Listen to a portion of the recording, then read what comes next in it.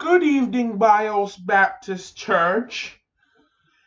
So today we are going to be learning about the first days of creation.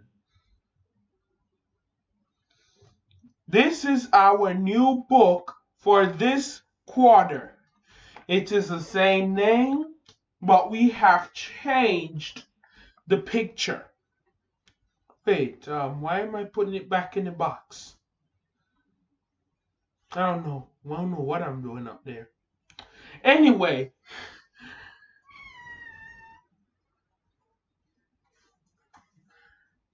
today's aim, we want to see how God has master planned for the world and for creations for the world and us as human beings.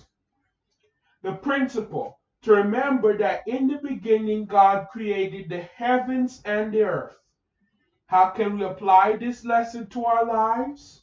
To recognize that God's Spirit was there in creation and is here to help us today. God created this world for us. He had his mind when he put the world together. It is exciting to learn God had a master plan for us and the world. So now let us get started. Open the Bible to the book of Genesis, chapter 1, verse 1 through 13. Amen.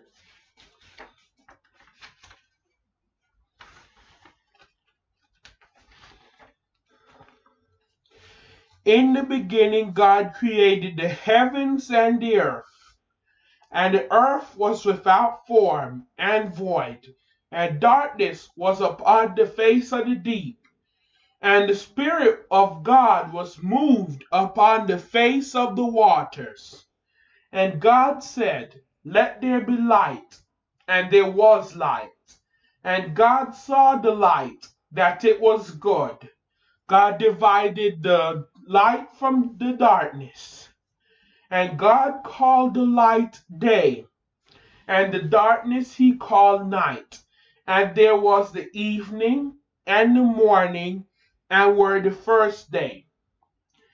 And God said, "Let there be a firmament in the midst of the waters, then let it divide the waters from the waters." And God made the firmament, and divided the waters which were under the firmament from the waters which were above the firmament, and which were so. And God called the firmament heaven. And the evening and the morning, and were the second day. And God said, "Let the water be under the heaven, and gathered to one place, and let the dry land appear." And it was so. And God called the dry land earth, and gathering together the waters he called seas. And God saw that it was good. God said, "Let the earth bring forth grass, the herb yielding seed, and the fruit tree yielding fruit after its kind, whose seed is in itself." Upon the earth it was so. And the earth brought forth grass, and herb yielding seed after his kind, and the tree yielding fruit, whose seed was in itself after his kind. And God saw that it was good. And the evening and the morning were the third day. May God bless the hearers and doers of this word, for the good and edifying of our heart and mind, our spirit and our soul. Amen. So first we're going to talk about darkness and light. So there was nothing but darkness before the earth was created. The earth was empty and had no form. It is hard to describe emptiness in the context of darkness alone. When God stepped into this chaos, the darkness appeared as God's light entered in. Genesis 1:1 states that in the beginning God created the heaven and the earth. After the initial act of creation, God's first task was to take on the darkness. He caused the light to come in the world of his command, for he himself was light. So, the Holy Spirit was there at the time of creation, active in the creation. How does he work in our lives today? What is his role in dispelling the darkness in our own world? Emphasize that God creates only what is good.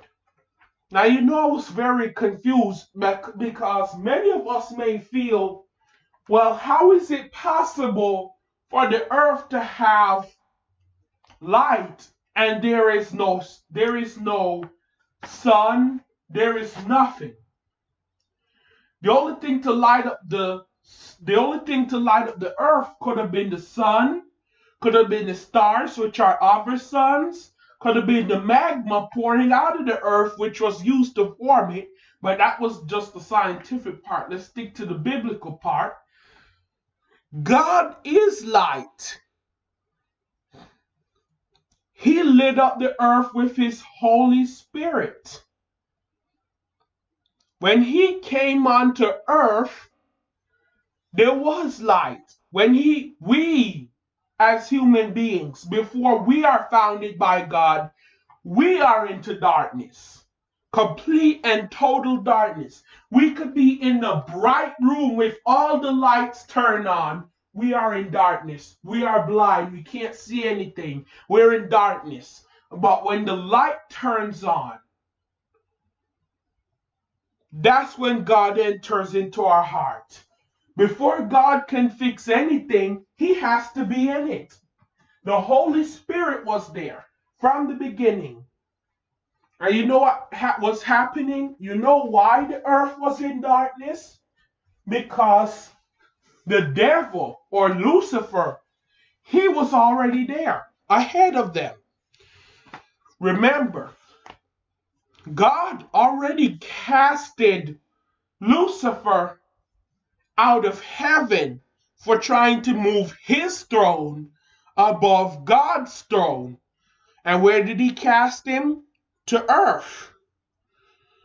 So, right to earth. So now when God creates the earth, he has to produce light. Now he's going to create the physical light, the waters and above and below. Here we see God bringing further order to the world he made, sorting out his creation and putting everything in its assigned place. The word firmament is indicative of the spread in the sky as a curtain above us. Now, finally, I'm going to speak to you about the land and the seas. God spoke again and gathered the waters on the land into one place. He called the dry land earth, led class to see how systematic God was in his creation. God commanded grass and seed-bearing plants. God again said what he had done on the third day. From evening until morning was all good. We can imagine God smiling after what he had done. God continually invests in his creation through his presence in the Holy Spirit. In Revelation 4:11, he declares, "Thou art worthy, O Lord, receive glory, honor, and power, for thou hast created things for thy pleasure, and they were created." Amen. Father, in the name of Jesus, Thank you for this holy word, for the good and edifying of our heart, our mind, our spirit, and our soul. Amen.